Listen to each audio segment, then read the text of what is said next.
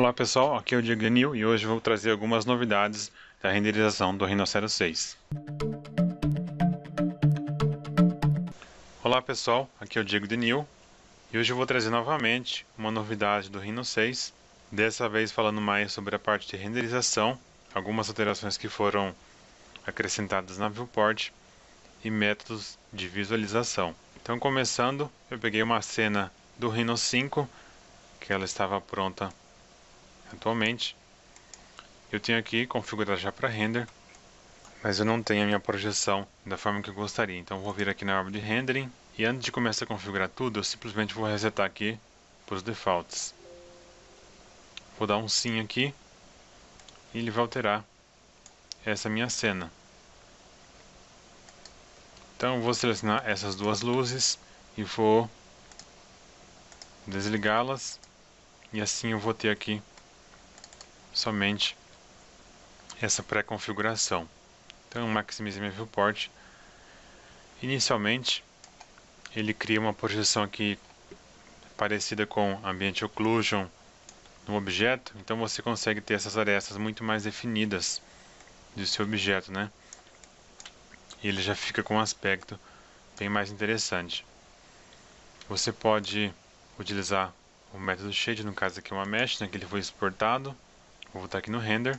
Eu posso configurar aqui nessa aba algumas opções. Eu tenho, por exemplo, resolução, qual que é a viewport, qualidade para o render, eu vou colocar aqui qualidade boa.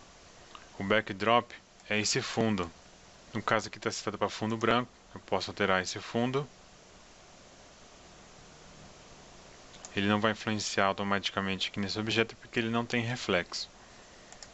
Pode ser um fundo gradiente ou um 360 que vai utilizar uma imagem ou um papel de parede. Aqui ele já tem por padrão esse que chama Studio, que ele tem duas luzes lá grandes que ficam interessantes para o reflexo. Tem a configuração aqui de iluminação, eu estou usando aqui no caso o Skylight. Sem o Skylight ele volta para esse tipo de configuração. Posso habilitar um sol ou não e configurá-lo aqui. Clicando aqui em Sun, eu tenho algumas opções aqui do intensidade, por exemplo, vou colocar 0.2. Posso deixar desabilitado porque eu só preciso desse Ambient Occlusion das minhas sombras básicas. Tem algumas opções aqui, ó, ele vai por exemplo, renderizar curvas ou as linhas, né, de wireframe. Ele está trabalhando com gama 2.2, que já é bem interessante. Os objetos vão ficar um pouco mais claros, mas fica mais fácil de controlar.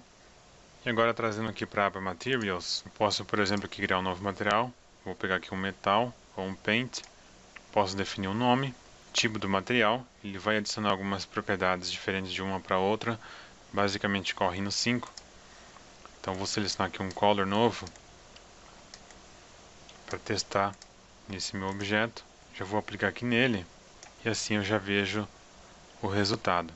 Então o que acontece? Ele vai aplicar aqui o mesmo Ambient Occlusion nesse objeto, mas ele vai considerar o reflexo que está acontecendo nessa minha cena. Então eu já consigo ter uma prévia de como que tudo está ficando. Esse aqui é um método bem rápido de renderização, é parecido com o método de engine de jogos, então ele não vai ficar tão preciso na questão de reflexo entre o próprio objeto, pelo menos aqui na viewport. Então essa é a configuração básica. Eu poderia colocar um metal, por exemplo, e eu vou ter uma opção aqui se esse metal é polido ou não, né? Que é tipo um roughness desse material. Ele vai ser menos ou mais polido. Mesma coisa para esse meu material de plástico. Ele pode ser mais ou menos polido, então ele vai ficar um pouco mais fosco. Vou só rotacionar aqui e assim eu já faço um teste de render. Finalizando, eu posso voltar aqui na aba de rendering para configurar a resolução para boa qualidade. Eu clico render e espero ele fazer a renderização. Eu finalizei aqui o render. Eu tive que diminuir um pouco o tamanho da resolução porque ele demora bastante para renderizar. Eu consigo ver aqui que foram 16 minutos. O render está bem melhor do que o anterior. Ele consegue fazer um ambiente occlusion aqui bem interessante, que deixa bem detalhado e o material fica bonito também como um todo, né? Ele fica muito mais realista do que a versão anterior. Mas só de curiosidade eu fiz um render aqui no V-Ray, basicamente na mesma resolução, e eu consegui fazer esse render aqui em pouco tempo. Então eu vou adicionar aqui o render time Então aqui, por exemplo, eu fiz em 2 minutos e 26 no V-Ray. Qualidade muito próxima, eu poderia deixar bem melhor também se eu configurasse, mas eu fiz só de teste. Então assim, o renderizador melhorou bastante, mas tem que melhorar muito a questão do tempo, né? Ele demora muito e a máquina fica inutilizável, diferente do V-Ray, que a prioridade é um pouco diferente, né? Apesar de que eu consigo controlar aqui também. Então os materiais estão mais interessantes. Eu tenho uma opção aqui ainda dentro do metal, ou por exemplo, eu vou criar um material aqui como custom, que ele vai mostrar todas as funções do material. Tem aquela questão que eu comentei, refletividade, se ele vai ter roughness ou não, né? Eu tenho aqui, por exemplo, uma opção de Fresnel Reflection, que deixa o material mais realista também, se eu for utilizar esse tipo de reflexo. O Fresnel é o que se utiliza em materiais realistas. Tem aqui de Self Illumination, né? Que é para fazer LEDs ou luzes, simulação desse tipo de efeito. E aqui, se eu for utilizar o tipo de polimento do Fresnel, se ele vai estar mais polido ou menos polido, assim como a transparência também. Então, algumas opções a mais aqui nos materiais para rendering no Rhino 6. E uma outra coisa interessante, como eu falei, a viewport aqui de rendering está bem mais interessante, né, para trabalhar com objeto. Eu vou ter ainda aqui a opção de Ray Trace. Eu vou diminuir a viewport para ele renderizar mais rápido. Então ele já vai me dar uma prévia de como que fica na cena esse material. Então ele é um renderizador em tempo real. Assim como o V-Ray e outros renderizadores possuem, ele também agora tem incluso essa opção de Ray Trace. Eu posso travar aqui o renderizador, posso pausar a renderização, eu posso trabalhar no objeto e depois liberar aqui, ó. Então esse renderizador Ray Trace ele vai facilitar principalmente na questão de conferir a iluminação, né? Se eu pausar o render aqui, ó, eu consigo travar ele pausado e eu altero o objeto. Depois que eu quiser eu volto e mantenho o play. Então travo, altero e depois eu volto para renderização. O Ray Trace nesse tipo de real time ele é bem interessante para se trabalhar com teste de reflexo e saber exatamente como que está funcionando a cena, se você está com uma luz muito forte, né? Que no caso essa é uma luz que não alterou muito, então a única propriedade que eu tenho dela vai ser a intensidade aqui, ó, que eu posso aumentar ou diminuir. Então aqui no Ray Trace eu já consigo ver como que isso vai se refletir durante o rendering.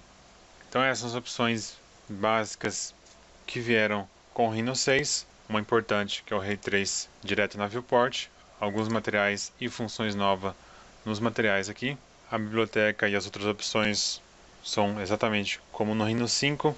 Se você tem dúvidas de como utilizar o programa, clica no link na descrição que vai ter o curso completo de Rhinoceros. Novas atualizações vão ser adicionadas para quem já possui o Rhino 5, então você pode conferir isso diretamente na página da 3D1, para quem já tem acesso ao curso. Se inscreva no canal para receber novas notificações dessa série de Rhino 5 com novidades e outros projetos. Um grande abraço e até a próxima. Se você quer aprender Rhinoceros de forma completa, do básico ao avançado, não deixe de conferir o curso da 3D1.